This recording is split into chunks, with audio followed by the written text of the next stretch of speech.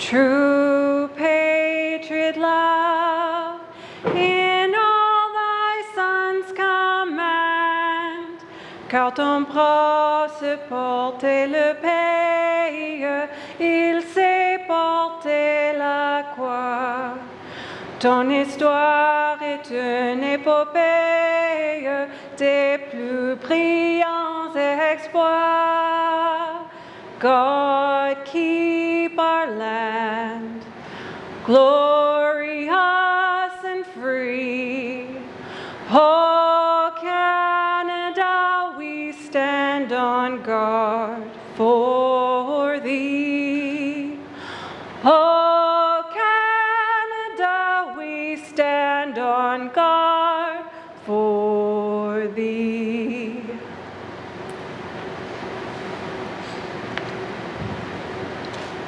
Atane kanyak lang neli chama po. Wap kon hunya kama iling ng kanyak di kaukat. Ukanak ta di sumal isamakran ni kiswak ta kami kay chokhemali chama din. Ukiu pahulu katane.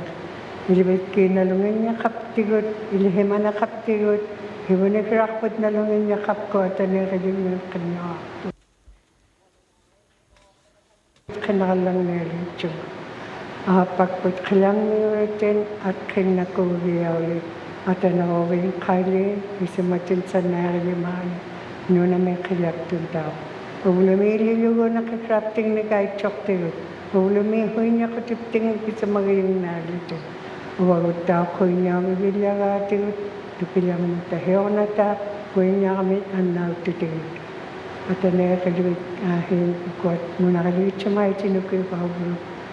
Urikangit at aner fakto akun hawaw tayo chumagay inuit hawaw tayo kami at aner kaluwit ilihim malutin tap ko dahil iling ng kay kita fakto mit ang lechit kabulo Jesus at kawon aperigit pin amen.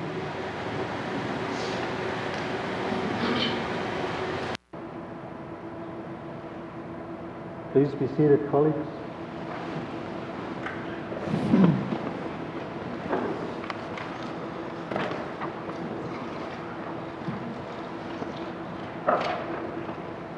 Mr. Clerk, would you ascertain if the Commissioner of the Northwest Territories, the Honourable Margaret M. Tom, is prepared to enter the chamber to open the second session of the 19th Legislative Assembly?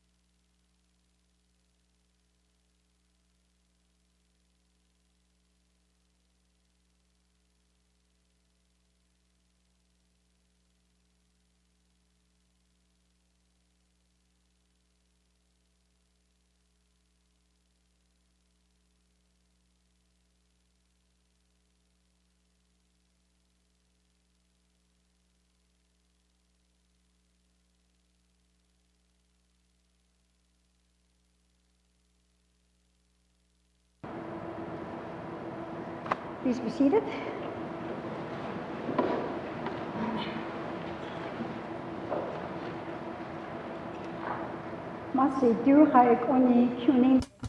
Thank you. I'm very, very happy that this is a brand new winter that we're starting. And today that and all the others that will be sitting here. That's the reason why I'm glad that the people are here, and I hope everything be okay with everybody. It's a new year, and we've got a lot of new things to be working on, especially for the Northwest Territories, that you guys are all working for them. I wish that you would procession be good outcomes and personal balance with the work from each of you. I want to say, Honored to welcome you all back. I trust you all had a wonderful festive season with your loved ones. As we enter a new decade, we will begin our work for the people of the Northwest Territories. Your work can be challenging, but working together as a team will ensure you make the best decisions. I wish you a productive session with good outcomes and personal balance with life and work for each of you. I am pleased to be opening this session of Canada's first and only gender-balanced Legislative Assembly.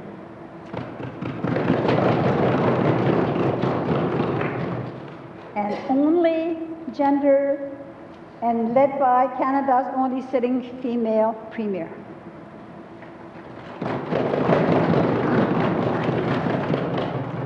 This may also be one of the youngest legislative assemblies to have been elected in the Northwest Territories in recent history.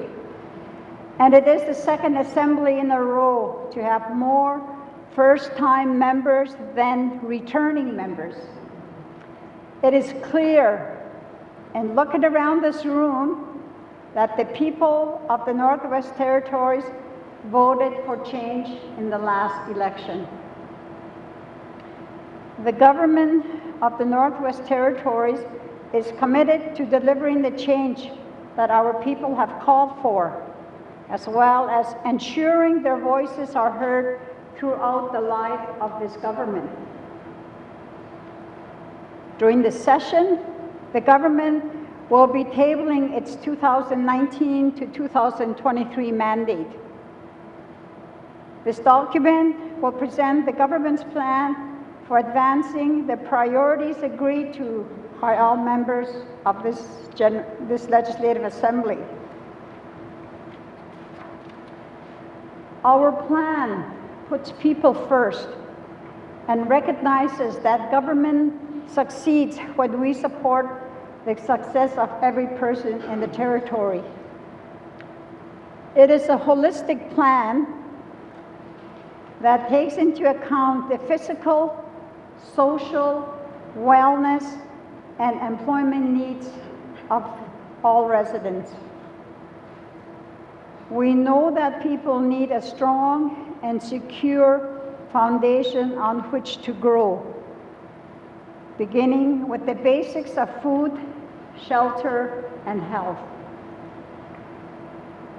To address the need for shelter, we will work with stakeholders to increase the number of quality, energy-efficient, and affordable housing units, and put a stronger focus on community home ownership opportunities. We will support seniors to stay in their homes and in their communities by providing increased access to housing programs, increasing the home heating subsidy, and establishing a community grant programs for senior support. We will also take action to protect seniors from abuse and neglect, and create a separate income assistance program tailored to seniors and persons with disability. We will increase food security by implementing regulatory and program changes to support locally produced and marketed foods. We will work with Indigenous and community governments to support community greenhouses, gardens, and country food harvesting. As well, we will work with applicable governments to define community solutions to the Nutrition North program. To improve the health of N.W.T residents, we will work with our employees and partners to strengthen our health care recruitment strategy and implement comprehensive labor force planning. We will also work with communities to increase the availability of e-health, traditional, on the land, and other proven approaches to mental wellness and addiction recovery. We will improve wellness supports, including increasing peer support programming, providing transitional housing for those returning from addiction treatment, and establishing medical detox and managed alcohol programming. We will also strengthen community counseling services by providing standardized screening and assessment tools, improving employee training opportunities, and reducing wait times for accessing counseling.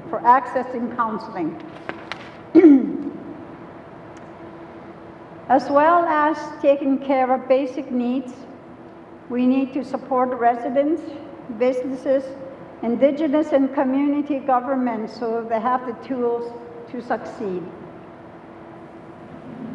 To increase early childhood development, we will ensure better coordination of services and streamline funding to support community-based parenting and early childhood development programming. We will develop a 10-year universal child care strategy and increase child care spaces by providing non-government organizations with retrofit funding, amend policies to allow licensed child care in public housing, and better utilize our own government infrastructure for early childhood program spaces. An increase in child care spaces will require more workers, so we will increase support for N.W.T students who wish to pursue qualified child care programming. We will support educational success by modernizing the Education Act and education funding framework. We will ensure distant learning is available in all small communities and pilot a classroom assistant training program.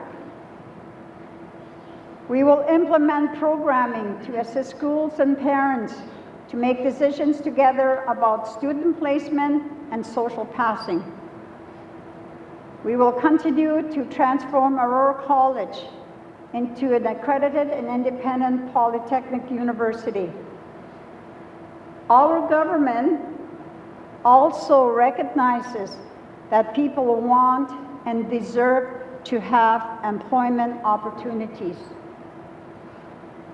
Good jobs and meaningful work provides people with both the means to support themselves and their families, as well as a sense of accomplishment and pride. We will increase economic diversification and employment in small communities by developing regional economic development plans, increasing the number of journey persons and apprentices in small communities, advancing the knowledge economy, and expanding tourism throughout the N.W.T. As well, we will change policies to allow licensed home businesses and public housing units, mentor entrepreneurs, and support community-led spaces. This government will support local businesses and encourage entrepreneurship by reducing red tape and regulatory burdens. We will also ensure that more benefits from government spending stay in the North by strengthening our procurement policies like the business incentive policy, Northern manufactured products policy, and our approach to public-private partnerships. We will promote local competition by increasing awareness of N.W.T contracting opportunities, actively encouraging N.W.T business to apply for BIP status, and developing a one-stop shop for vendors online. As well, we will take action to improve the environment for resource development, which is still the biggest sector of the N.W.T economy, and make sure N.W.T residents are benefiting from it as much as they can. We will do this by collaborating with Indigenous governments to develop and implement regional mineral strategies, increase resource exploration and development, increase funding for mining incentive programs, and look for new ways to support advanced projects. As well, we will assess the feasibility of local gas supply projects and the export of liquefied natural gas. To ensure N.W.T residents enjoy a fair share of the benefits of development, we will conduct an independent comparison review of our royalty and taxation regimes and socio-economic agreements. We will meet annually with senior officials of the N.W.T mines to review the results and utilize the recommendations in future agreements. We also understand people need a sense of belonging and the stability of strong, affordable communities and a clean environment to thrive. That is why our government will respect and strengthen the ability of communities and regions to make their own decisions based on their own needs and priorities, including empowering our own regional staff. We will settle treaty, land, resources, and self-government agreements by working with facilitators and engaging directly on a leader-to-leader basis. We will establish a special joint committee on Indigenous reconciliation between Cabinet and regular members of the Legislative Assembly and review the principles and interests that inform our negotiating mandates. With Indigenous governments, we will also create an action plan that identifies changes required in N.W.T legislation and policies to best reflect the principles set out in the United Nations Declaration on the Rights of Indigenous People. This government will also take steps to increase the resiliency of communities, support their capacity, and help them make affordable places to live. We will do this by reducing the municipal funding gap, defining our funding models, exploring opportunities for community governments to raise additional revenue, and reducing or stabilizing the cost of delivering core programs and services. Reducing the cost of power remains a priority. as thus reducing our reliance on diesel for generating community power. We know that in many cases, moving to greener energy causes the system more money, not less, when we have to keep diesel as a backup. We will look into long-term solutions, including connecting more communities to existing hydro systems. We will also work with partners and stakeholders to target energy conservation and efficiency programs for small and remote communities where the cost of energy are highest and the need is greatest.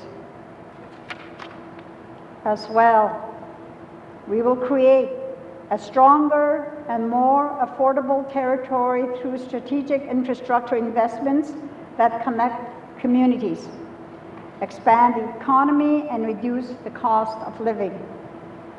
This will include advancing projects like the Mckenzie Valley Highway, the Slave Geological Province Corridor, and Tolson Hydro expansion.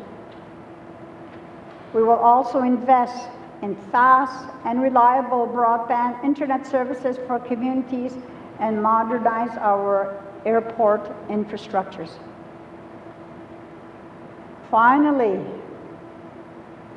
because the land is the life and the source of well-being and security for N.W.T residents, our government will do more to ensure that our environment is conserved and protected, and will ensure climate change impacts are considered when making government decisions. We will establish a Northwest Territories Climate Change Council, bringing together our government with Indigenous and community governments, MLAs, and other partners to strengthen our leadership and authority on climate change. This is indeed an ambitious agenda aimed at responding to the needs of people and making sure all residents are able to succeed and thrive. We know it will take more than 4 years to reach some of our goals, but we are committed to beginning the work now and encouraging future governments to continue it. During this session, the government of the Northwest Territories will also be introducing the following bills for consideration by the House. Appropriation Act, brackets, Operation Expenditures 2020-2021. Supplementary Appropriation Act, bracket, Infrastructure Expenditure, bracket, number 3, 2019-2020.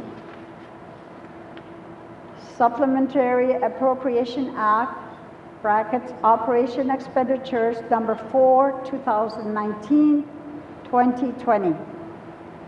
And Supplementary Appropriation Act, Infrastructure Expenditures number 1, 2020-2021.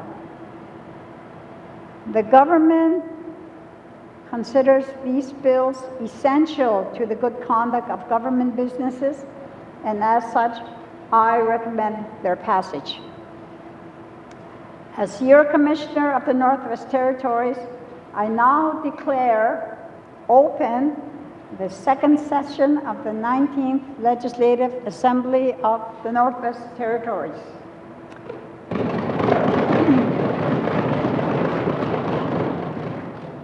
Thank you. Merci beaucoup. Kuana, Masicho. Order.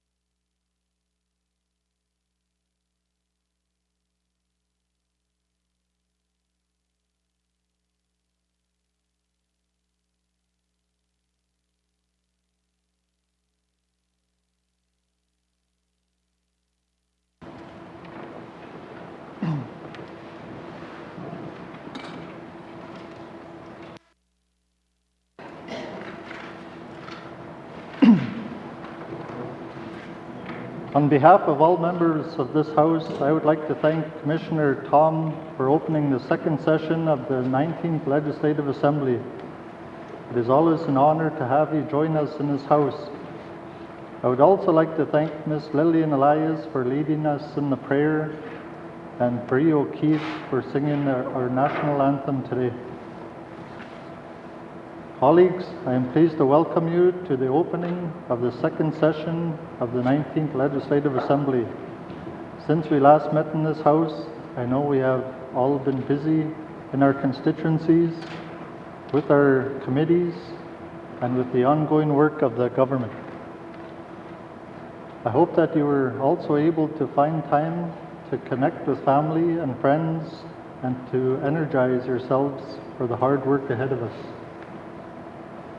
Although the days may be long and we will not always see eye to eye, I am looking forward to this session. The debates, discussions, and decisions that take place in this House have a direct impact on all people throughout this territory.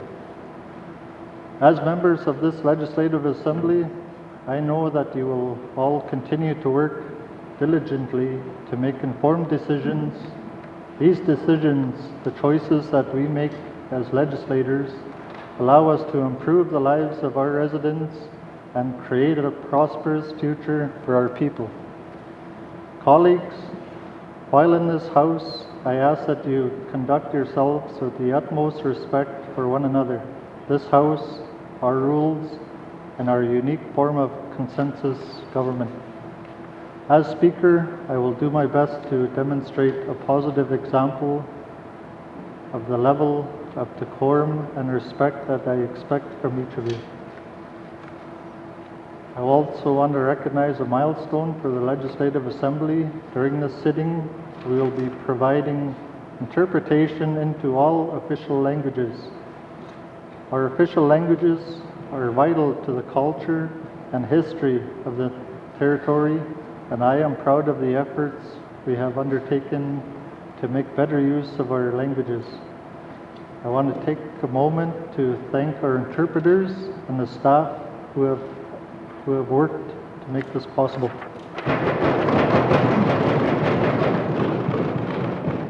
Before we begin, I want to extend the condolences of the House to all members, constituents, and families throughout the territory who have experienced the loss of loved ones since this House last sat.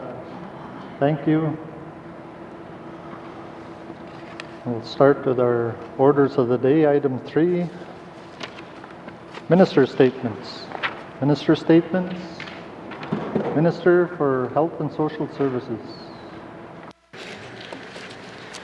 Thank you, Mr. Speaker. Mr. Speaker, today I rise to provide an update to Northerners on the 2019 novel coronavirus.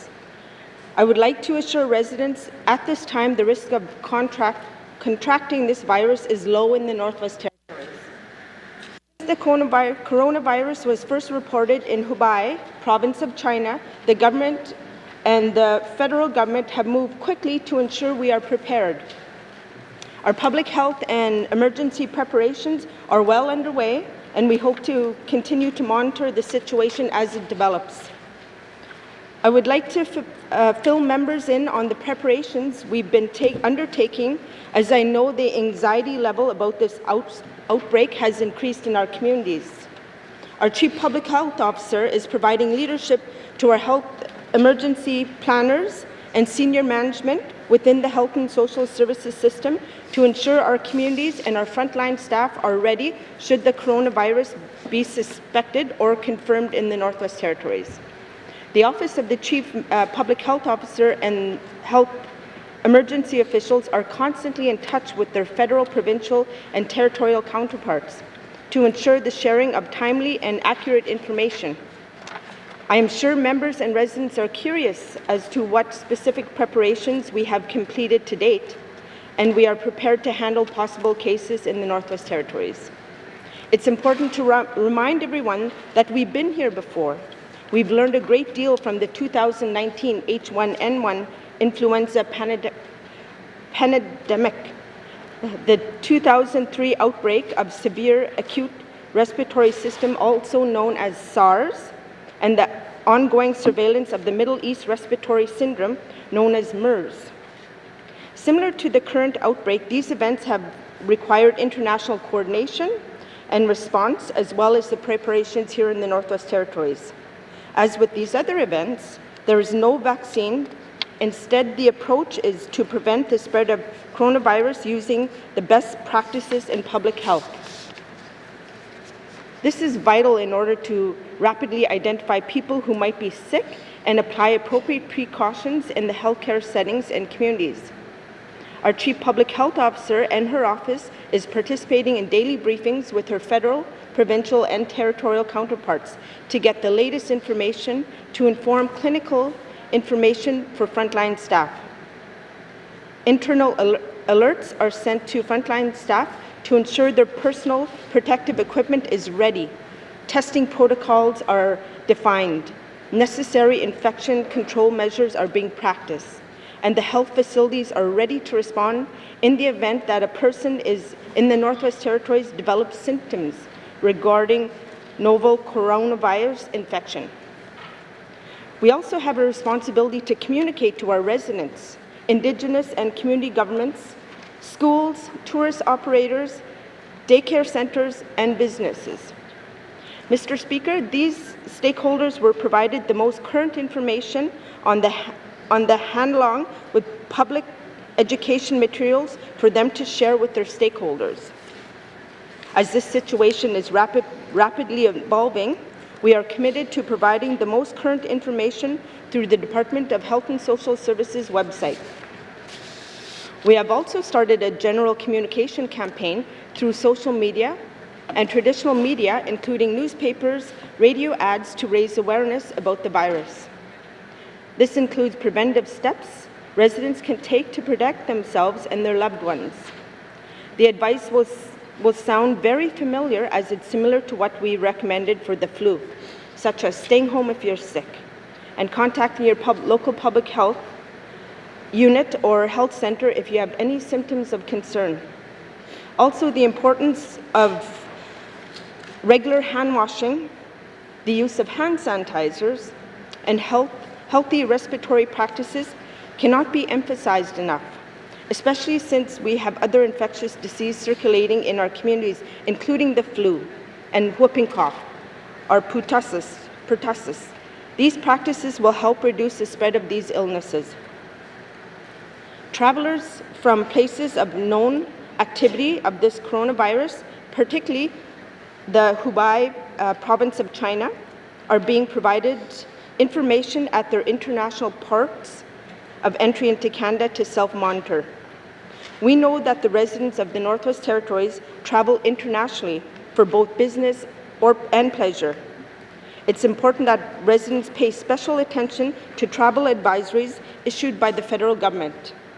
This information is routinely updated on the Government of Canada's website under the Travel Advice and Advisories. This link is found on our department's website, including direct reference on our coronavirus section. Mr. Speaker, as this situation evolves, our thoughts are with China as they continue to take extraordinary efforts to contain this epidemic. Our thoughts are also with Canadian individuals and families who have been impacted by these events directly or indirectly. The Northwest Territories will continue to monitor and assess this dynamic situation and be a part of the national action to ensure we are prepared as a healthcare system and as a government. Thank you, Mr. Speaker.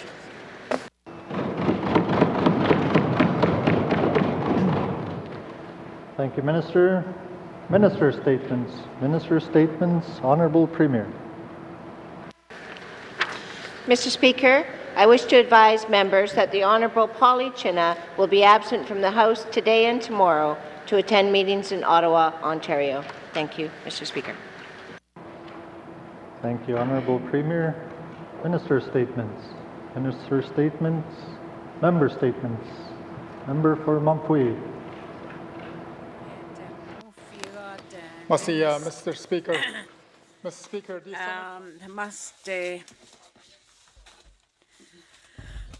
Thank you, Mr. Speaker, February is the Indigenous Language Month. The N.W.T is unique that we have 11 official languages, 9 of which are Indigenous. I am proud to be a fluent speaker of one of the languages. Mr. Speaker, today I would like to acknowledge the Indigenous and teachers in our communities in the Clinton region. There are 19 Clinton language in our language teachers in our school, knowledge and experience according to the TCSA. N.W.T. Marine is 23 years of teaching. Diane Romy, 22 years of Clinton language specialist. In Wickwood TCC, Judah, 6 years as teacher. In Bichacon, Terry Douglas, 13 years of teaching. Philip Mckenzie, 19 years of promoting language and culture. Rosa Mantla, 28 years of teaching and serving Clinton language. Trace Mantla, 23 years of teaching language and culture. Tammy Steinwan, 27 years of teaching and serving in Clinton language. Joyce Bishop, 22 years of teaching in Clinton language. Alistine Mantla, 18 years of teaching. Cecilia Zomartin, 28 years of teaching. Cecilia Migui, 23 years of teaching. Lafishak, 9 years of teaching. Donna Camsel, 1 year teaching. Melissa Mantla, 8 years teaching. Miss Victoria Drybones, 5 years teaching. Lucy Lafferty, 34 years of teaching and leading in Clinton language. Ernestine Steinwan, 45 years teaching Clinton language and culture. Mr. Speaker.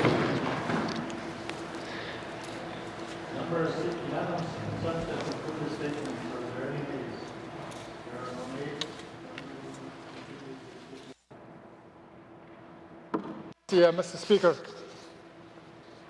Mr. Speaker, in addition to these amazing warriors fighting to promote and preserve our language, there are also 25 classroom support assistants in Clinton schools that speak Clinton language, as well as instructors who support community initiatives. Mr. Speaker, I would like to acknowledge all of those interpreters, translators here in this House and in all the communities for their important work. Mr. Speaker, most importantly, I would like to acknowledge all those who speak their language and are still learning the language. Our language is an integral part of our culture and who we are. Masi to all those who are keeping this language alive. Masi. Masi, member for Mumfwee. Member statements. Member statements. Member for Kamloops.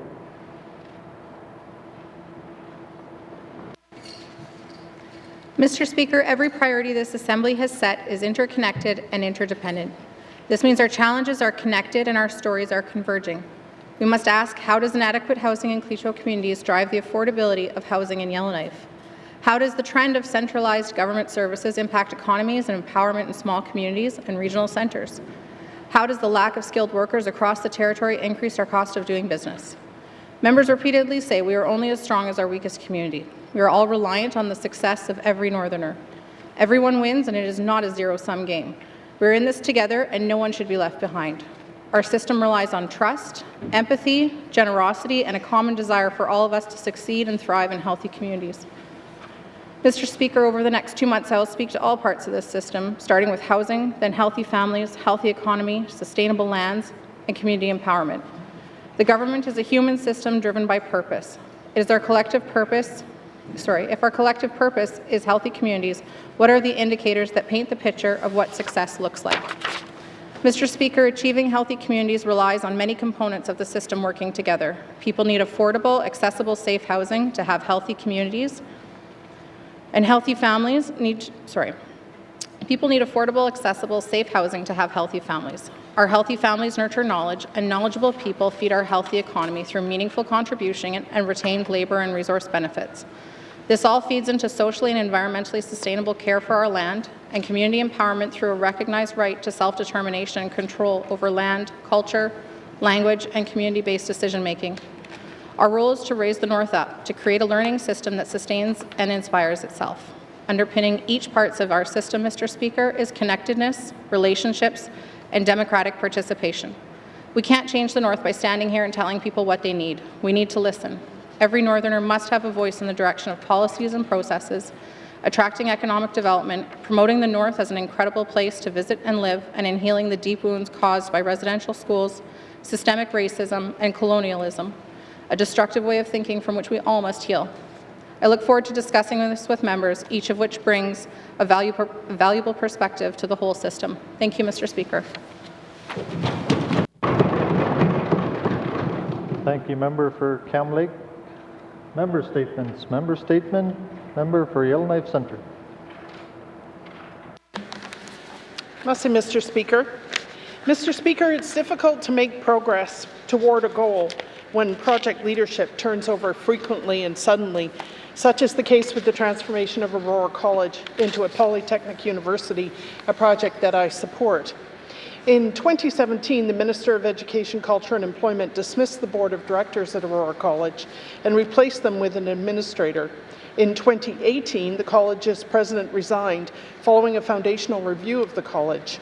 The review set the scene for revamping the college by hiring a new president who would also serve as Assistant Deputy Minister of Post-Secondary Education, Renewal.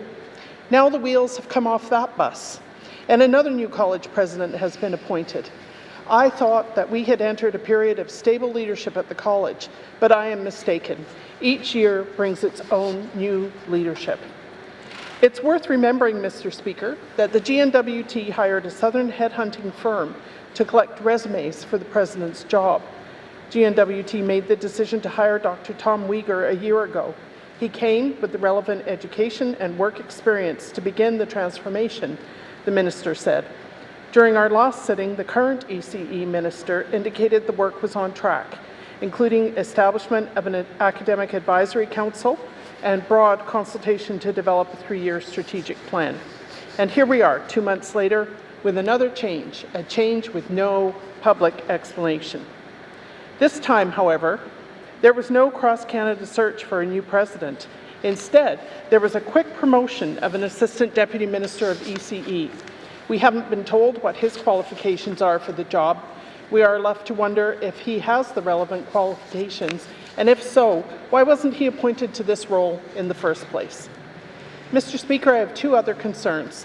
The first is that the Aurora College Foundational Review made the case for the college's independence from the department. It's hard to see how this goal will be met when the president has been hired from within the department. At the very least, there is the perception that the college and the department continue to work hand in glove to our detriment. The second concern is that the president is expected to do 2 jobs, the other as ADM of post-secondary education. Given the concern I just raised, I wonder if it's feasible to have one person doing both. I will have questions for the Premier. Merci.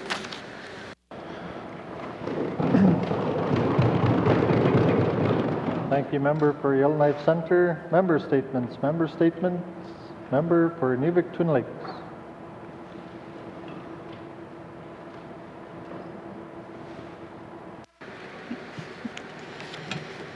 Thank you, Mr. Speaker. Mr. Speaker, I'd like to talk about legal aid.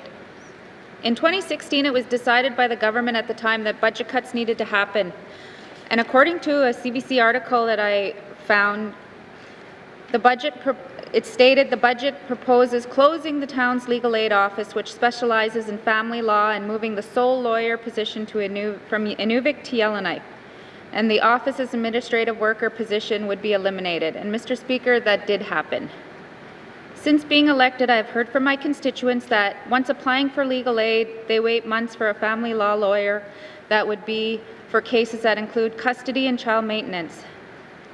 The response I received from the minister when I asked why this was taking so long, and I quote, "There are many variables that can affect wait times in family law matters, including vacancies in staff lawyer positions, the reluctance of private lawyers to take on legal aid family law files, and the volume of applications. Currently, 2 of the 7 staff family law positions at the Legal Aid Commission are vacant, which has unfortunately led to an increased wait time. It was also stated in the letter that urgent matters such as child apprehension files and files involving domestic violence or matters already before the court are assigned on a priority basis. The current wait time for the assignment of a family law lawyer to approved applicant is approximately 7 months for non-urgent family law matters. Mr. Speaker, these wait times are unacceptable to have a lawyer assigned to them, especially for custody and maintenance, which the wait times have been longer as they are considered non-urgent. If you're living in that situation, to those people, it's urgent. Thank you, Mr. Speaker. Thank you. Member for Inuvik Twin Lakes. Member statements. Member statements. Member for Hay River South.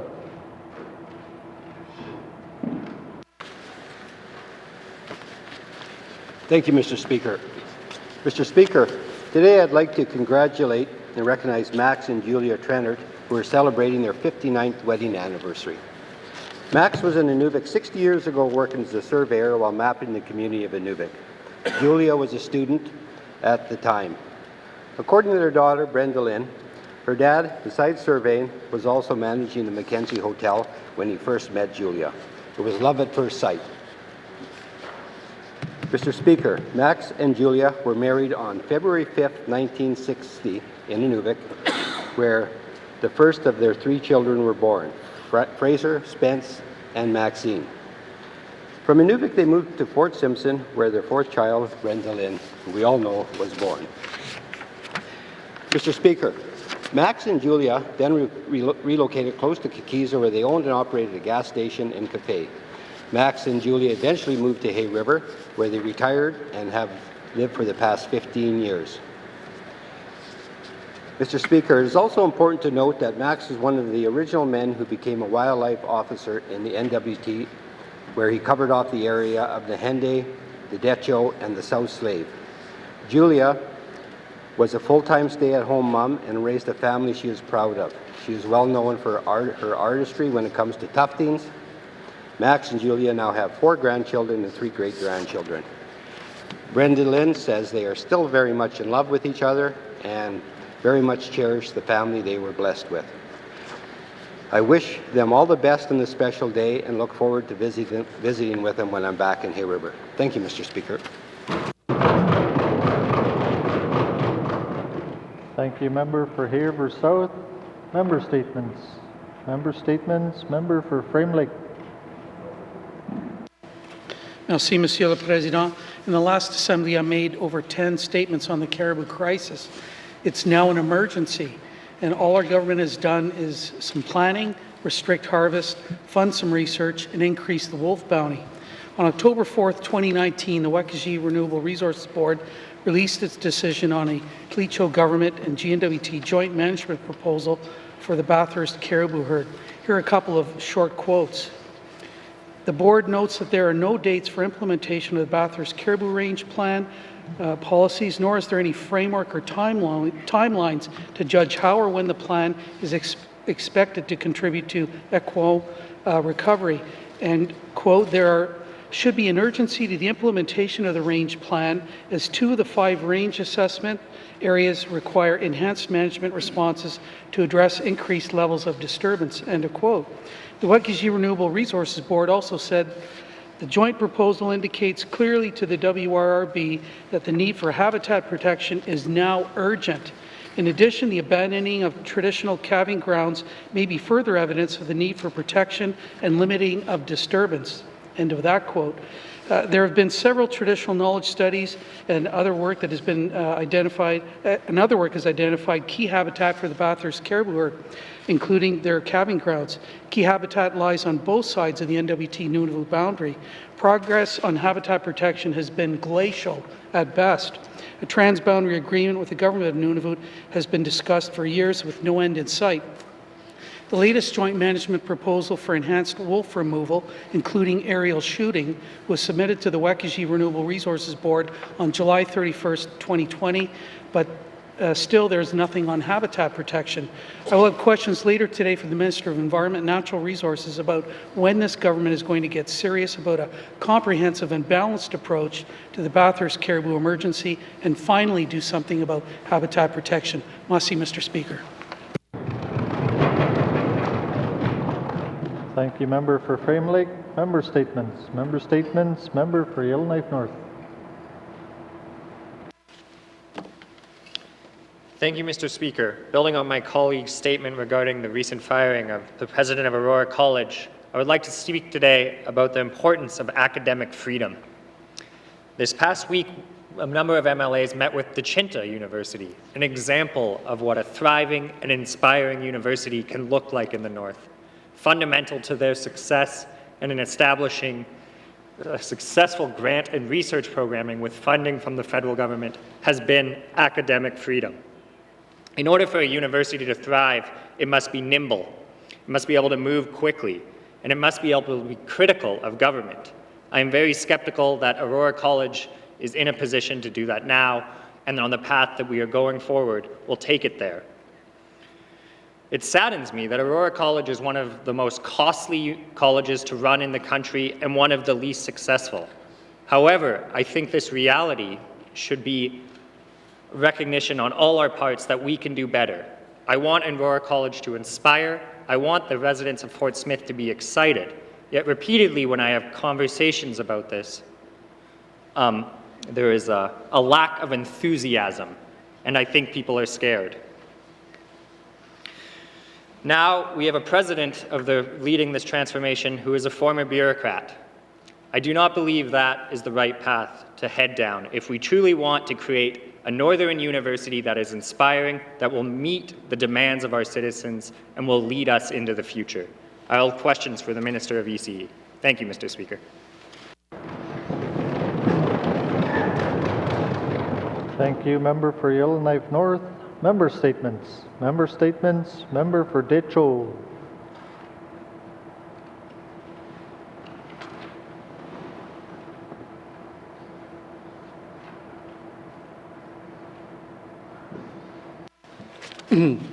Mr. Speaker. Mr. Speaker, the residents of the Northwest Territories are faced with many challenges in everyday life. People are faced with low to no employment, evictions from housing, soaring grocery prices, and the ever-increasing cost of living. People have to pay rent, power, and utility bills. The introduction of the carbon tax certainly did not quell the ever-increasing cost of living, but is a major contributor to the problem. Mr. Speaker, heating fuel may not be taxed, but this does not stop the fuel suppliers from raising their prices as they see fit. Mr. Speaker, when I look at my power bill, I note that a fuel charge is levied along with the power supply charge. When the price of fuel goes up, so does my power bill. Mr. Speaker, I will have questions for the Minister responsible for the Public Utilities Board at the appropriate time. Merci.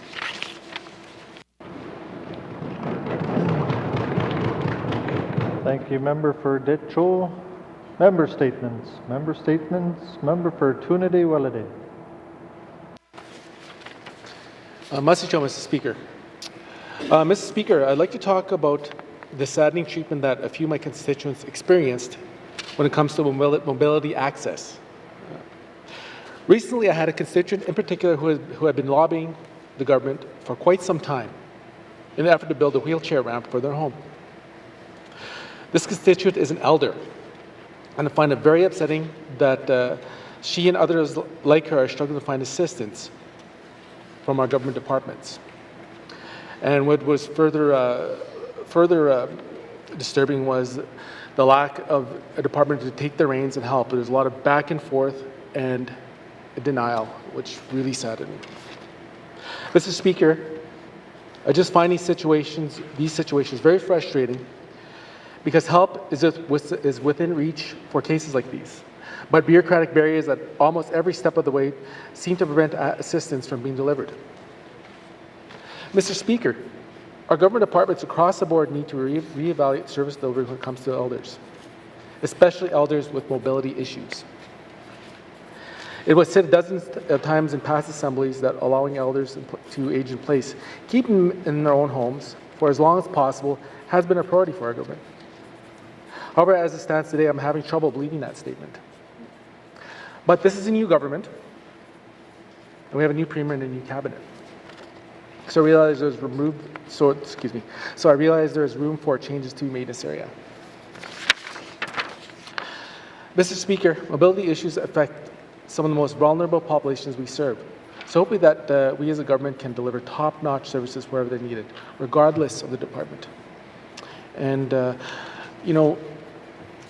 being raised by my great-grandmother, I know if I ever got out of line, she'd give me a good ear twisting, a good earful, and I'd like to speak, on behalf of my great-grandmother, and, let's get it together and do what we can to help our elders. Merci chaud.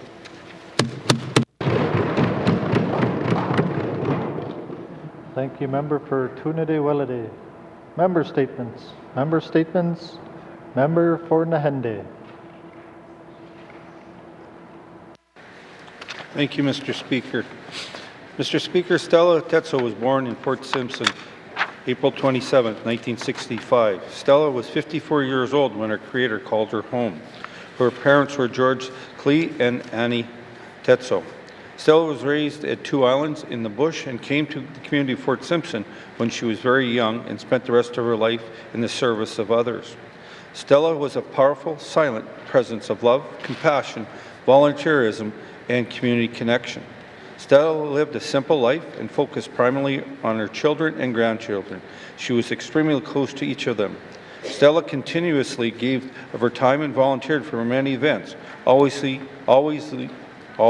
humbly giving and donating food of all kinds. Stella never wanted to be recognized or given credit, and she was content to give with a loving heart and always willing to share. Her generosity was felt throughout the day show. Stella was well known and had many relatives in Toledo, Nahanni Butte, Jean Marie River, Fort Simpson, Sumbakay, and Wrigley. Stella's legacy is found in her 7 children, 5 girls and 2 boys, along with her son-in-laws and daughter-in-laws. Stella was blessed with 14 beautiful, vibrant grandchildren, of whom she loved very deeply. Stella was not only the foundation of her family, but was the cornerstone of each of her children's life. She taught her children the importance of loving, supporting one another through each celebration, and challenging the challenges they face. Stella will be deeply and dearly missed by her long-term and devoted life partner, Randy Chichinilli. Stella would be proud to know that throughout the heartache of losing the pillar of their life, her children have remained close, knit, and extremely supportive, loving one another through this incredible life-changing event.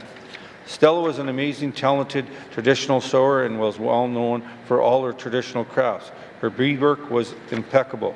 She took pride sewing for each of her children, grandchildren, mucklucks, mittens, slippers, and her hair barrettes, and moose-hide gloves, each piece crafted with love and a devotion. With Stella's passing, she left a void that will not be filled. Her legacy of love, friendship, family commitment, and devotion to the family will live on in her children and grandchildren alike. Lastly, Stella was known for her bannock, a secret family recipe that only her daughter Lisa knows how to make, exactly like her mom. Thank you, Stella, for being the amazing woman that you were. Thank you for your children and grandchildren. Thank you for leaving your imprint on our lives in our communities. We will sadly miss you forever and always. Thank you. Thank you, Member for Nahende. Member statements. Member statements. Member for Nunukput. Thank you, Mr. Speaker. Today I'd like to pay my respects and to Ada Ukutuk. Thoughts and prayers for her husband Mark and her daughter Helena and the rest of the family. She passed away in Ulukaktuk. And thoughts and prayers for Elsie and Joseph and the rest of the family. Also, I'd like to pass on regards to Arnold Archie, to my Auntie Barbara, Dorothy, Martha, Elvira, Peter, Bessie, Charlie, and George, and Wilbert. Thoughts and prayers are with you all. And whoever lost loved ones in the past few months, Mr. Speaker, thoughts and prayers are with the families from the Nunukput. Thank you. Thank you, Member for Nunukput, and we send our condolences as well from the House. Member statements. Member statements. Recognition of visitors in the gallery. Recognition of visitors in the gallery. Member for Nahende. Thank you, Mr. Speaker. I'd like to recognize two individuals here. First, my CA, Deborah Richards. She is back, and I'm very thankful for having her back here, as well as Father Daly, who has now moved to Yellowknife, but he was our priest in Fort Simpson. Thank you and welcome here.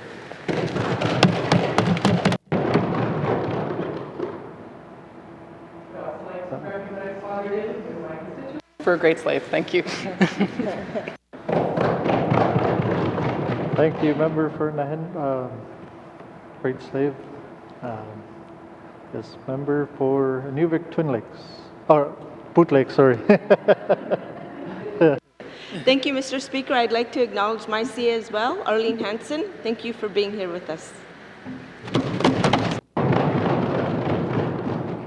Thank you, member for Boot Lake. Recognition of visitors in the gallery, member for Cam Lake. Thank you, Mr. Speaker. I'd like to welcome Sarah and Charles Calney-Watson, and as a footnote, it's also Charles's 40th birthday, and he's chosen to spend it here with us, so all the best on your 40th. Will you jump right in?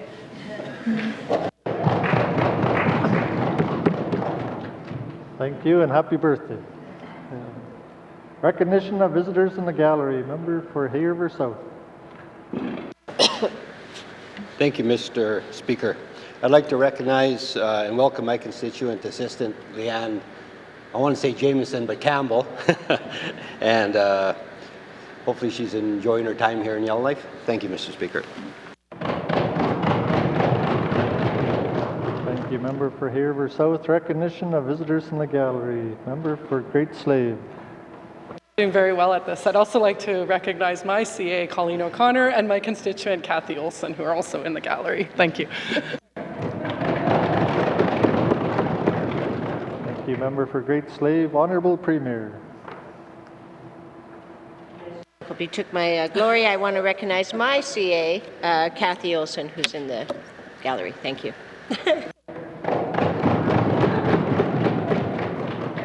Thank you, Honourable Premier. Recognition of visitors in the gallery. Recognition of visitors in the gallery. If we have missed anyone in the gallery today, welcome to the chamber. I hope you are enjoying the proceedings, and it is always nice to have members in the audience. Thank you. Recognition of visitors in the gallery. Recognition of visitors in the gallery. Acknowledgements. Acknowledgements. Oral questions. Member for Yellowknife Centre. Merci, Mr. Speaker. Mr. Speaker, my questions are for the Premier, since it was she who released the announcement yesterday that the president of Aurora College is no longer. As the minister, the Premier is well aware from her history of the minister, that Aurora College has been through frequent leadership changes in the last 3 years, and now the president, the government chose just a year ago, has been shown the door. My question is why? Merci. Thank you. Member for Yellowknife Centre. Member statement or oral question, sorry.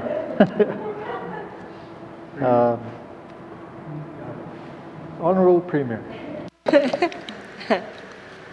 Thank you, Mr. Speaker. I do want to take a moment to recognize Dr. Uyghur for the service he provided to the Northwest Territories. It was great to have him on board. I am not going to stand here and talk about personnel issues. I think that is inappropriate in the House.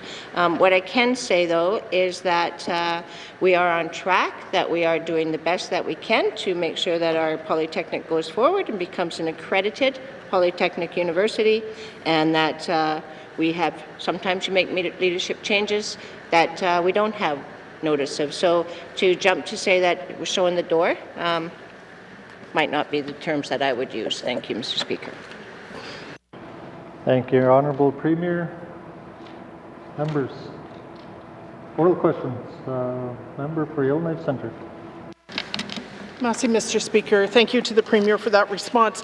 I believe that the public is owed an explanation of why this man is no longer working for the government after the extensive efforts that were made to recruit him to this job in the first place. So I invite the Premier to consider a more fulsome response. My second question is about the new college president who has been appointed from within the Department of Education, Culture and Employment. Other than his long-standing employment with the government, what are his qualifications for this job? Merci. Thank you. Member for Yellowknife Centre, Honourable Premier. Thank you, Mr. Speaker. Mr. Bevan has a long history of being suitable for this position. He has done the leadership skills he's shown. He's in a position currently. He's done he was responsible for leading the development and the implementation of our Skills for Success initiative. He's done practical linking of training and job opportunities, a key part of the vision for the Polytech. And he actually took part in some of the Polytechnic review. And so, yes, he is very qualified for the position. And again, this is more of an HR issue. So I'll stop at that. Thank you, Mr. Speaker. Thank you, Honourable Premier. Member for Yellowknife Centre. Merci, Mr. Speaker. I thank the Premier for that response. It's a surprise to me, given his qualifications as the Premier enunciated them, that he wasn't appointed in the first place. Can the Premier tell us whether this appointment is temporary while a more thorough search takes place for somebody with direct post-secondary leadership qualifications? Merci. Thank you, Member for Yellowknife Centre. Honourable Premier. Thank you, Mr. Speaker. So I don't know actually why he never applied in it. I do know that when the Dr. Uyghur was hired, that we did go out and terminology is called headhunter. I'm not sure what the proper terminology is. So we sought someone from outside. I don't know if Mr. Bevan actually applied in that process. This is the first I knew about it. So it's not that this position is going to be staying. We have made a commitment that within the next 6 years, the Aurora College, the Polytechnic University, will be independent. So at that point, we will be putting it out to competition for a president. Over this next year, though, we are trying to ascertain if this position actually needs to be one position or two positions. So at this point, it's the start of a new government. We are looking at that. We're deciding if this is actually the best strategy that we're using going forward. And within the next 6 months to a year, we'll have made a decision on whether we'll be splitting those positions or remaining as one. Thank you, Mr. Speaker. Thank you, Honourable Premier. Member for Yellowknife Centre. Merci, Mr. Speaker. Mr. Speaker, appreciate the response from the Premier. It anticipates my next question.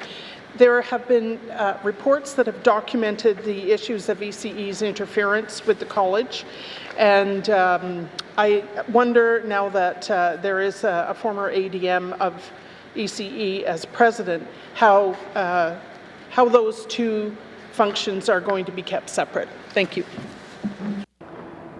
Thank you, Member for Yellowknife Centre. Honourable Premier. Thank you, Mr. Speaker. There is a clear separation, and so as the Associate Deputy Minister for Post-Secondary Education, he reports to the Minister of Education directly. I am in charge of his performance, of course, and as the President, he actually reports to the Board of Governors. There's also an administrator there, and of course, we have vice presidents there to assist him within that position. The other thing I should point out, and that was just spoken in the last sitting, was that the current Minister of Education has just appointed his Academic Advisory Council, which is advisory people from across the nation who specialize in Polytechnic University. So his position will be over-supported within that framework that we have going. Thank you, Mr. Speaker. Thank you, Honourable Premier. Oral questions. Oral questions. Member for Thabacha. Thank you, Mr. Speaker. My questions are for Minister Thompson, who is responsible for the N.W.T. Power Corporation. On February the 4th, 2020, notice was given to all members of the Legislative Assembly regarding recently reappointed members of the N.W.T. Power Corporation Board. Mr. Speaker, why are we still reappointing deputy ministers to run a Crown corporation rather than appointing members from the private sector or appointing members to the board who are from different regions from across the N.W.T.? Thank you. Member for Thabacha. Minister responsible for the Northwest Territories Power Corporation. Well, thank you, Mr. Minister. Mr. Speaker, I should say, during the last government, the Cabinet made a decision to save money that we reduce the board and use our deputy ministers, but they're not deputy ministers on this board. However, when I became minister, the first thing I talked to the president and the chairperson was to tell us how this cost-saving matter was brought forward, and can we do a governance review? Because we need to look at this. It's important to have people from the Northwest Territories, so we're looking at various options right now as we move forward. Thank you, Mr. Speaker. Thank you, Minister. Member for Thabacha. Mr. Speaker, the decision to go with the status quo from the 18th Assembly is unacceptable, considering the importance of public input on behalf of the members of this 19th Assembly. So my question is, are the deputy ministers once again going to be dictating the direction of this Crown Corporation? When will an arm's length neutral approach to a Crown Corporation take place? Thank you, Member for Thabacha. Minister. Thank you, Mr. Speaker. Mr. Speaker, what happened was we had a board. We needed to appoint a number of people so the board can continue, so we did that. So in the meantime, deputy ministers were using their skill set to run it. So they're actually not deputy ministers sitting on the board. They're actually regular or people in there working for this issue. We're working to work together on the government with the Power Corp. The thing is, the biggest challenge is that we need to look at making a right decision and how we can improve it. Right now, we have to get the board up and running, so we appointed the deputy ministers in that role. Thank you, Mr. Speaker. Thank you, Minister. Member for Thabacha. Mr. Speaker, as elected officials of this Assembly, we all came here to represent the interests of the people of the N.W.T. But are we really doing so if we continue to appoint deputy ministers to all of our boards again, as opposed to members of the general public representing all regions of the N.W.T.? Thank you, Member for Thabacha. Minister. Thank you, Mr. Speaker. Mr. Speaker, I can't talk about other boards and that. I can only talk about the N.W.T. Power Corp. I do not necessarily agree that having dedicated, knowledgeable public servants sitting on the board is the right way. I agree that it's not the best solution right now. However, we need to make sure we look at it, see how we can do the governance, develop the model so we can improve the system. So right now, we're utilizing those 6 people to be the board right now. Thank you, Mr. Speaker. Thank you, Minister. Member for Thabacha. Mr. Speaker, it is extremely crucial that all boards, including the N.W.T. Power Corporation, is reflective of the interests of the people of the Northwest Territories. Therefore, when will the N.W.T. Power Corporation Board be reinstated with members at large and not just filled by deputy ministers? Thank you, Member for Thabacha. Minister. Thank you, Mr. Speaker. Mr. Speaker, this is exactly some of the things where we're looking at it. We're willing to work with committee. We're trying to understand how we can best serve the people in Northwest Territories. So right now, I've asked the chair and the board to come up with a governance model to give us some options, and we're willing to work with committee on this as we move forward. Thank you, Mr. Speaker. Thank you, Minister. Oral questions. Oral questions. Member for Inuvik-Twin Lakes. Thank you, Mr. Speaker. My questions are for the Minister of Justice. We're going back to my member statement.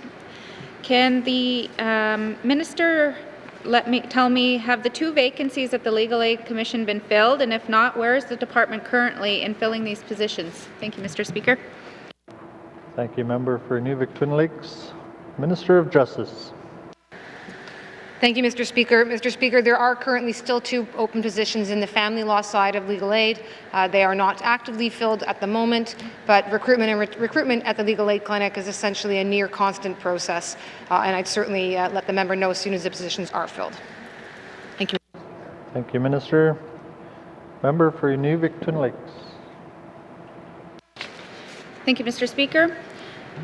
Can the Minister tell me, how does the department ensure that the region's needs are met now that these services have been centralized back to Yellowknife and we have vacancies? Thank you, Mr. Speaker. Thank you, Member for Inuvik-Twin Lakes. Minister of Justice. Thank you, Mr. Speaker. Mr. Speaker, when the legal aid clinic and the resident lawyer from Inuvik was moved to Yellowknife, that was in part a reflection of overall budget cuts at the time and a recognition that the legal aid clinic there was actually being underutilized in comparison to the staff lawyers that were positioned in Yellowknife. So in moving that position, it actually increased access to family law services for the residents of the Northwest Territories. That said, Inuvik does have a court registry, it does have a court worker, and there are ways to improve access to justice using those other services. Thank you, Mr. Speaker. Thank you, Minister. Member for Inuvik-Twin Lakes. Thank you, Mr. Speaker. So can the Department of Justice let me know how they categorize urgent and non-urgent cases when assigning legal aid? Thank you, Mr. Speaker. Thank you, Member for Inuvik-Twin Lakes. Minister. Thank you, Mr. Speaker. I hesitate to use the word urgent. I heard the member's statement earlier that when someone is undergoing a situation that requires legal support or legal assistance, it will inevitably feel urgent to that individual, no matter how a government might choose to prioritize it. So I want to be sensitive. I recognize what the member is saying. We do prioritize, legal aid does prioritize child protection matters. So if there's an apprehension, for example, matters where there's domestic violence situations and an individual needs to leave their relationship urgently, and also matters where there's some matters already in court. So if one party has filed matters and brought it to court, then the responding party, if they require legal services through legal aid, will be prioritized. Other matters that are categorized as not being, therefore, within those realms do wind up on the wait list for family law matters. That said, as I mentioned in my last response, there are other ways at times to access some supports through the outreach clinic, through court workers, and by accessing filing one's papers at the court registry. So perhaps it's an opportunity to look at whether or not some of those services can be provided to the members, and that might help improve access to justice in the region. Thank you, Mr. Speaker. Thank you, Minister. Member for Inuvik-Twin Lakes. Thank you, Mr. Speaker, and thank you to the Minister for her answer. Can the Minister provide me or the members with, if they have any information packages that we can keep in our offices, so that way when clients do come to us that we have the proper, because when we go to the websites, sometimes it's not as clear. So if we have easy to read stuff, so that way whatever issue that they're dealing with, that we are able to provide them with assistance. Thank you, Mr. Speaker. Thank you. Member for Inuvik-Twin Lakes. Minister of Justice. Mr. Speaker, I would absolutely ensure that we provide that to all the members of this House, and to provide that both in terms of the documentation that I know that is out there, but also information on how to access it and perhaps ensure that it gets to everyone's constituency assistance as well. I thank the member for that suggestion. Thank you, Minister. Oral questions. Oral questions. Member for Yellowknife North. Thank you, Mr. Speaker. Firstly, I do not think it is the role of this House to discuss personnel matters, but when the personnel is the president of a college, a role that necessarily requires to be arm's length and independent from political interference? I believe that is a different question. So my question is to the Minister of EC&E. When will Aurora College, or the university it is to become, get a president who is arm's length from the department? Thank you. Thank you, Member for Yellowknife North. Minister responsible for Education, Culture and Employment. Thank you, Mr. Speaker. Mr. Speaker, there was a foundational review of Aurora College in the last Assembly. There was a government response to that foundational review, to the recommendations of it.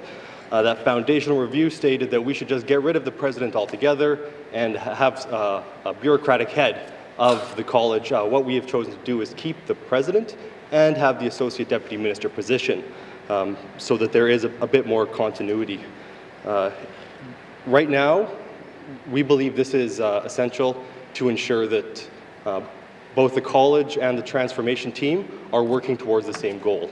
If we have two completely distinct bodies with separate authorities, we could run into some conflicts and it could slow the entire process down. The plan is that until we're at a position where we have a board of governors with revised responsibilities, where perhaps we have an academic senate, we are going to maintain the situation we have right now.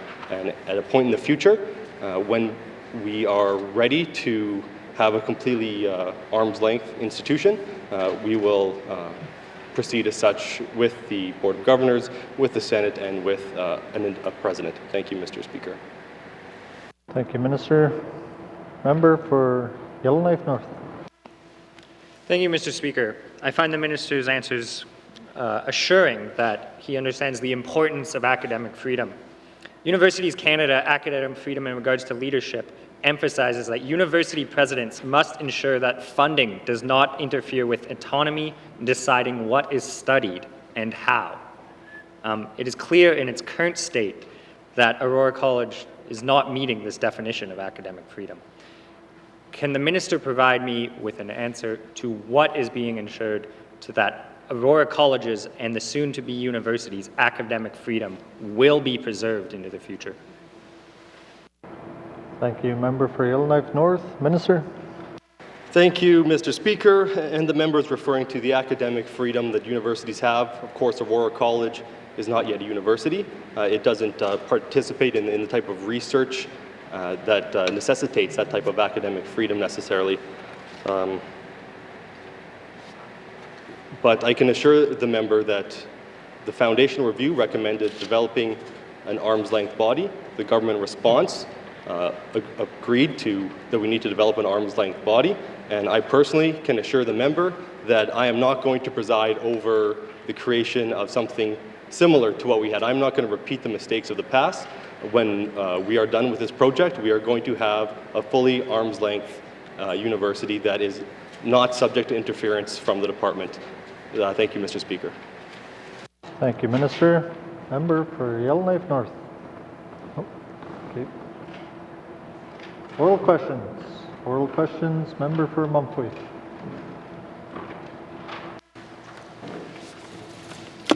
Mr. Speaker. Mr. Speaker, the teachers I've recognized today all have a unique skill set, their language. Their skills cannot be imported from South.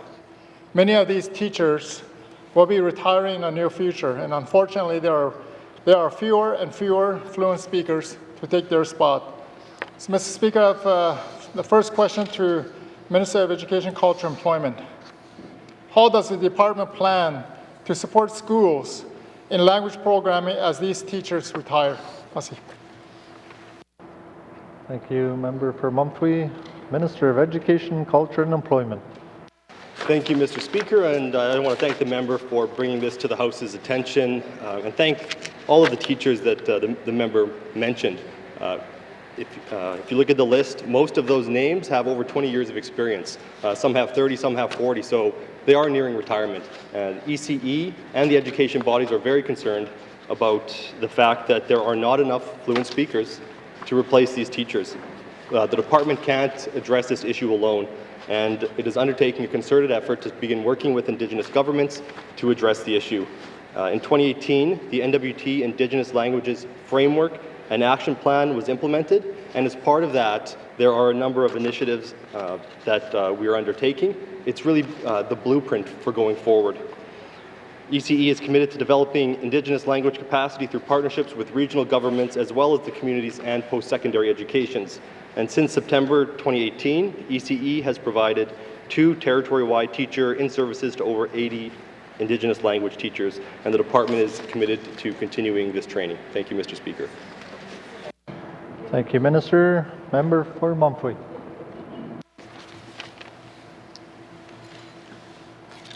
Mr. Speaker.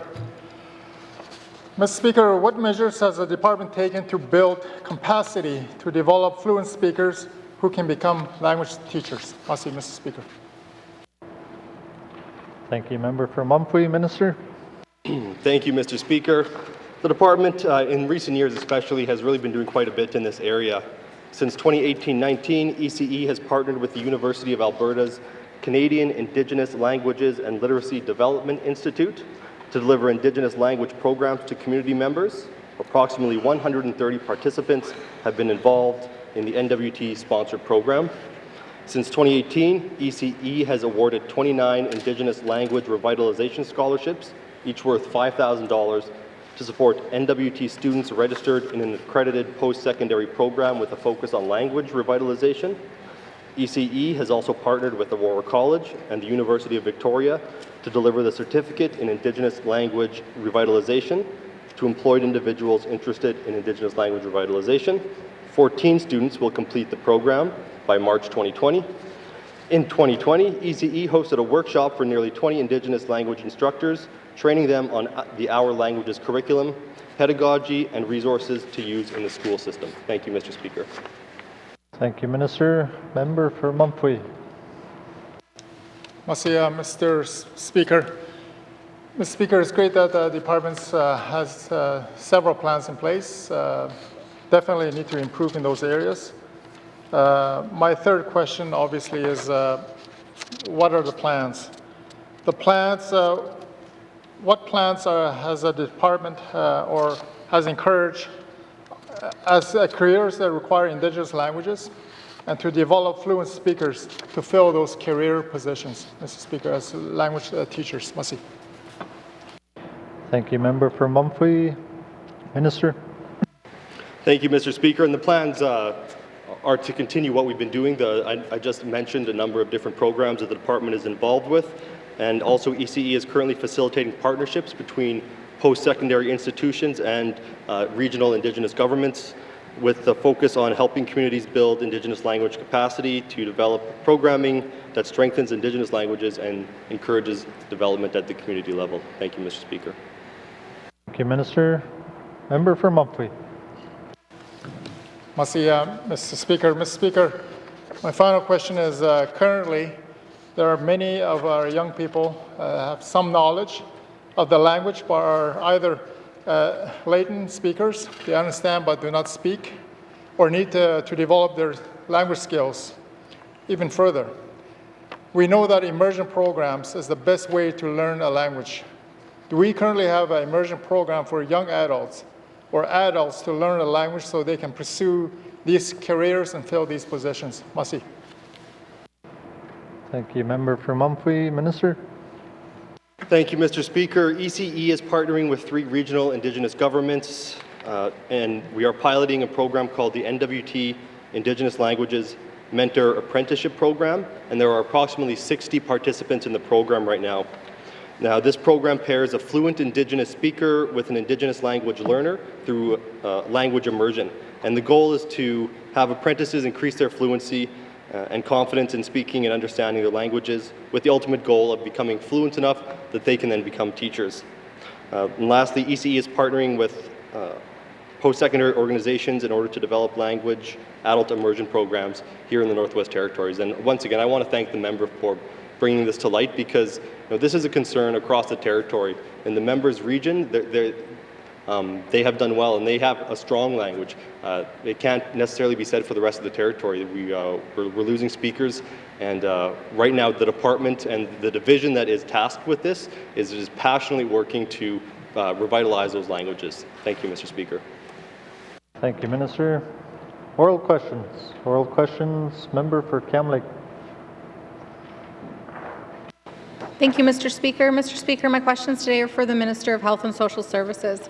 What I'd like to know is, do we have an integrative group working on community wellness plans at this time? Thank you. Thank you, Member for Kamloops. Minister responsible for Health and Social Services.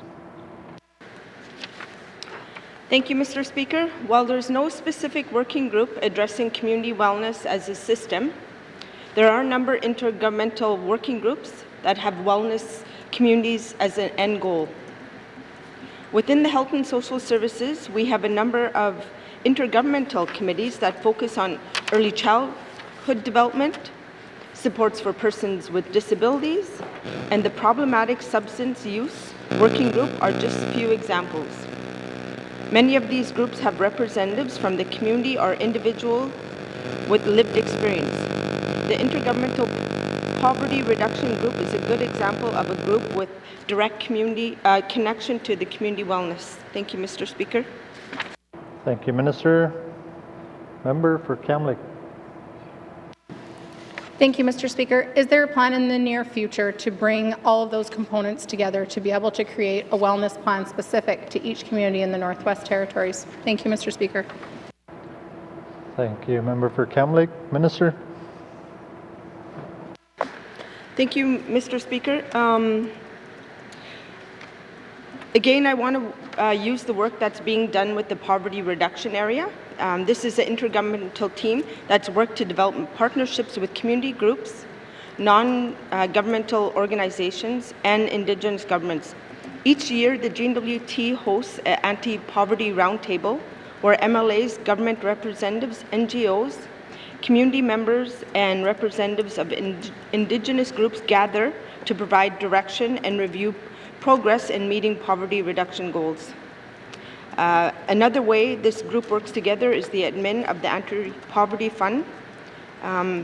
This supports the valuable work that the local groups carry out to support community wellness and issues related to poverty in their communities. Thank you, Mr. Speaker. Thank you, Minister. Member for Kamloops. Thank you, Mr. Speaker. Is there a working group that currently brings together Health and Social Services, Housing, and ECE? Thank you. Thank you, Member. Minister. Thank you, Mr. Speaker. The Intergovernmental Working Group is made up of 8 departments, so it includes not just the Health and Social Services or the Just, it also includes Education, Culture and Employment, Municipal and Community Affairs, Finance, Environmental and Natural Resources, Industry and Tourism, which allows the governments to collaborate across government on policies and programs to support outcomes established on reduction of poverty in our communities and avoid working in silos. Thank you. Thank you, Minister. Member for Kamloops. Okay. Thank you. Oral questions. Member for Framley. Merci, Monsieur le Président. As I understand it, the previous Cabinet approved the Bathurst Caribou Range Plan. Can the Minister of Environment and Natural Resources tell us how he intends to implement this range plan when there are no resources or timelines identified in the plan? Merci, Mr. Speaker. Thank you, Member. Minister responsible for Environment and Natural Resources. Thank you, Mr. Speaker. Mr. Speaker, ENR is committed to work with our partners to implement the Bathurst Caribou Range Plan. The range plan serves to guide the N.W.T and others carrying out activities in wildlife and land management. N.W.T has committed considerable resources to the management of the Bathurst herd, including the range plan activities. Last year, ENR received an additional $6.8 million over 5 years to support actions for the Barren Land caribou herd, and additional funds required beyond current resources will be assessed as the range plan is implemented. Thank you, Mr. Speaker. Thank you, Minister. Member for Framley. Merci, Monsieur le Président. I want to thank the Minister for that great news about more money being available, and I look forward to the details of that. I've reviewed the Bathurst Caribou Range Plan and acknowledge that it was collaboratively developed and it's technically sound. The problem has been with habitat protection, where virtually nothing has been done in terms of execution. Can the minister tell us when this government is finally going to protect key habitat, either temporarily with the recommended mobile caribou conservation measures or permanent land withdrawals? Must see, Mr. Speaker. Thank you. Member for Frame Lake, Minister. Thank you, Mr. Speaker. Mr. Speaker, the government is currently working with our co-management partners to identify high priority habitats through traditional knowledge workshops with elders and land users. As well, once areas are identified, the government will work with our partners to identify appropriate ways for protection. Thank you, Mr. Speaker. Thank you, Minister. Member for Frame Lake. See, Monsieur le Président, I want to thank the Minister for that. Fortunately, we don't have a lot of time. This is an emergency, and we know where some of these areas are. So there's been several traditional knowledge studies and other work that's identified this key habitat. Key habitat lies on both sides of the N.W.T. Nunavut boundary. Can the Minister provide an update as to the status of the negotiations towards a transboundary caribou agreement with the government of Nunavut, and what role will regular MLAs play? Must see, Mr. Speaker. Thank you, Member for Frame Lake. Minister. Thank you, Mr. Speaker. Mr. Speaker, the government works closely with the government of Nunavut and our co-management partners on the management of Bathurst herd. Two governments signed an MOU to work together on caribou research, monitoring, and management of shared barren ground caribou herds in 2017, and we presently are working to update that MOU. ENR has committed to provide the committee a briefing on caribou management, which will include an update on our relationship with the Nunavut on caribou. Thank you, Mr. Speaker. Thank you, Minister. Member for Frame Lake. Merci, Monsieur le Président. I want to thank the Minister for that, and I look forward to the briefing and actually seeing a signed transboundary agreement at some point soon. But the Mckenzie Renewable Resource Board, in approving the joint management proposal, the most recent one, directed that an adaptive management framework be developed for the Bathurst and Bluenose East caribou herds. The Minister has accepted that recommendation, so can he tell us how this adaptive framework is going to help with recovery of these herds, and whether actions will finally include habitat protection? Must see, Mr. Speaker. Thank you, Member for Frame Lake. Minister. Thank you, Mr. Speaker. Mr. Speaker, I'd like to thank the member for bringing these up. It's important, and he keeps us on our toes, and I appreciate that. I thank him for these questions here today. Mr. Speaker, the Cleacho government and Mckenzie Renewable Resource Board are currently working together to develop an adaptive management framework for the Bathurst herd. The Barrenland Caribou Technical Working Group has prepared a draft framework. This framework will help us make decisions by all co-management partners on the Bathurst Caribou herd management, including habitat protection. Thank you, Mr. Speaker. Thank you, Minister. Colleagues, before we continue, I'd just like to remind members to please slow down. We have number of interpreters with us here today, and they like to get everything that you say, so just a reminder. I catch myself doing it myself, so just a reminder. Thanks again. Oral questions. Oral questions. Member for Frame Lake. Merci, Monsieur le Président. My questions are for the Minister of Environment and Natural Resources. The 24,000 acre Tech Resources Frontier tar sands mine is heading for a decision by the federal government very soon. It's going to operate for over 40 years. An independent panel has reviewed the project and found that there would be high magnitude, irreversible impacts on the environment. So I'd like to ask the Minister whether this government, it's upstream of us, whether this government has actually participated in the environmental assessment of this project. Must see, Mr. Speaker. Thank you, Member for Frame Lake. Minister responsible for Environment and Natural Resources. Thank you, Mr. Speaker.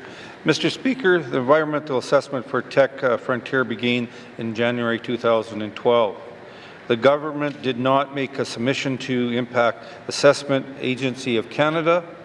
At the time of the environmental assessment, the N.W.T was actively negotiating with the Government of Alberta towards a bilateral water management agreement. The Alberta N.W.T bilateral water agreement management agreement addresses concerns related to upstream development and was signed in March of 2015. Thank you, Mr. Speaker. Thank you, Minister. Member for Framley. Merci, Monsieur le Président. I want to thank the Minister for that. Previous governments, government, N.W.T previously has opposed these kinds of upstream developments, whether they're pulp mills, tar sands projects, and so on.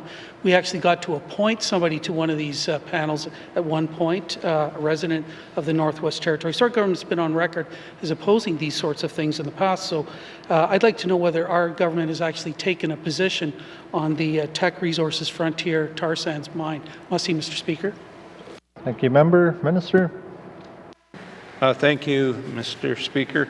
Mr. Speaker, under the Mckenzie River Basin Transboundary Water Master Agreement, which was signed by the federal government, N.W.T, Alberta, Yukon, BC, and Saskatchewan in 1997, each party of the agreement maintains the right to manage the use of water resources within its own jurisdictions, providing that the ecological integrity of the aquatic ecological system is maintained.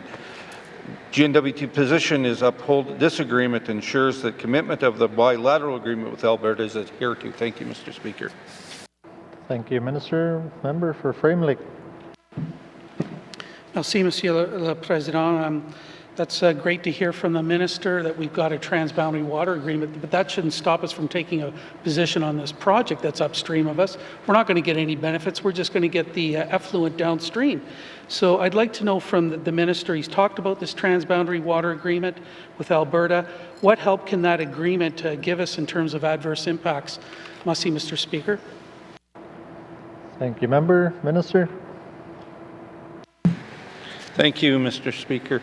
Mr. Speaker, the Alberta N.W.T bilateral water management agreement was signed in March 2015.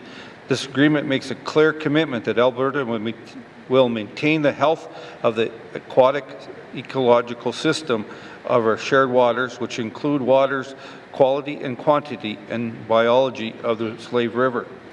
Upstream monitoring by Alberta and the federal government provides the N.W.T with an early warning of changes and an opportunity to mitigate effects before they are realized at the border.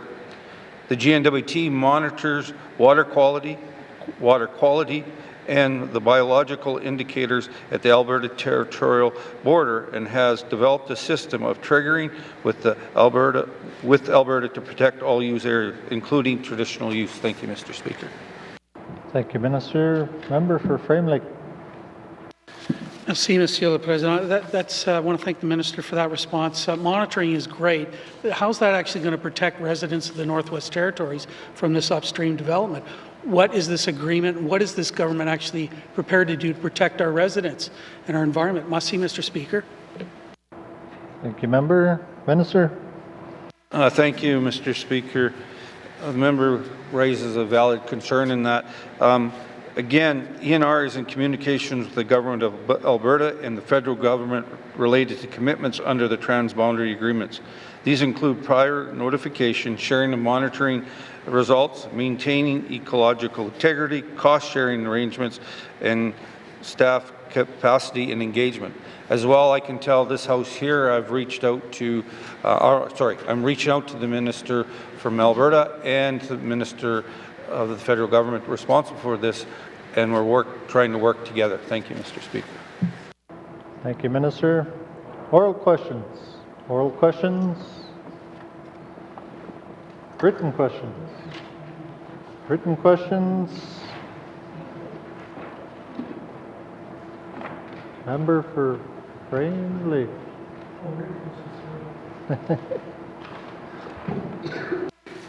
Merci, Monsieur le Président. My question is for the Premier. Cabinet Ministers and N.W.T staff traveled to Vancouver during the week of January 18 to 23, 2020 to attend the Association for Mineral Exploration Roundup. Can the Premier provide a list of all the N.W.T ministers and staff that traveled to Vancouver for the meeting, and 1, total cost of travel, including transportation, showing air travel by executive versus economy class, accommodations, expenses, and associated allowances; 2, any related contract costs for the trip, particularly costs of conference registration, exhibitor staffing, any fees for consulting services outside those provided by public servants, and any funding by the N.W.T Department of Industry, Tourism and Investment for the costs of other N.W.T representatives attending, including Indigenous governments; 3, a description of hospitality events, including catering, speaker, and other costs, and numbers of persons attending; 4, what analysis, if any, has taken place of the value for money of the N.W.T participation at this event? Merci, Mr. Speaker. My apologies to the interpreters for speaking too fast. Thank you, Member for Frame Lake. Written questions. Written questions. Member for Yellowknife Centre. Oh, sorry. Okay. Written questions. Written questions. Petitions. Petitions. Reports of standing and special committees. Reports of standing and special committees. Tabling of documents. Tabling of documents. Member for, or Minister of Finance. Thank you, Mr. Speaker. I wish to table the following document. It's a follow-up letter for oral question 2-19-1, carbon tax implementation. Thank you, Mr. Speaker. Minister, tabling of documents, Minister of Environment and Natural Resources. Thank you, Mr. Speaker. Mr. Speaker, I wish to table the following document, follow-up letter for oral questions 7-19(1), Basin Management Plan. Thank you, Mr. Speaker. Thank you, Minister. Tabling of documents, Minister of Health and Social Services. Thank you, Mr. Speaker. Mr. Speaker, I wish to table the following 3 documents: a follow-up letter for oral questions 10-19(1), Child and Family Services; follow-up letter for oral questions 14-19(1), Home and Community Care; and follow-up letter for oral questions 22-19(1), vaping regulations. Thank you, Mr. Speaker. Thank you, Minister. Colleagues, I wish to table the Territorial General Election 2019 official results report. The official results are published in accordance with Section 265 brackets 1 and brackets 2 of the Election and Plebiscites Act. Thank you.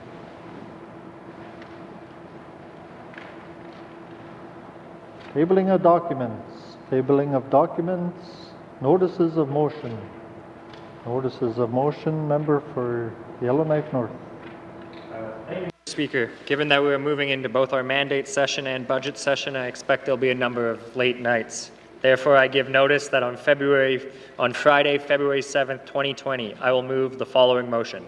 I move, seconded by the Honourable Member for Hay River North, that the Speaker be authorized to set such sitting days and hours as the Speaker, after consultation, deems fit to assist with the business before the House. Thank you, Mr. Speaker. Thank you, Member for Yellowknife North. Notices of motion. Notices of motion. Motions. Motions. Notices of motion for the first reading of bills. Notices of motion for the first reading of bills. First reading of bills. First reading of bills. Second reading of bills. Second reading of bills. Orders of the day. Mr. Clerk. Orders of the day for Thursday, February 6th, 2020, 1:30 p.m.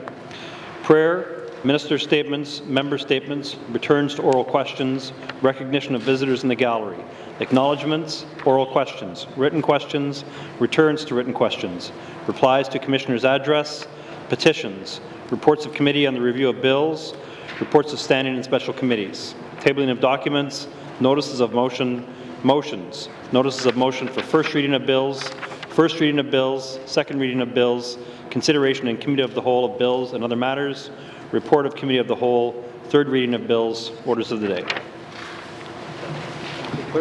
This House stands adjourned until Thursday, February 6, 2020 at 1:30 p.m. Thank you. Order.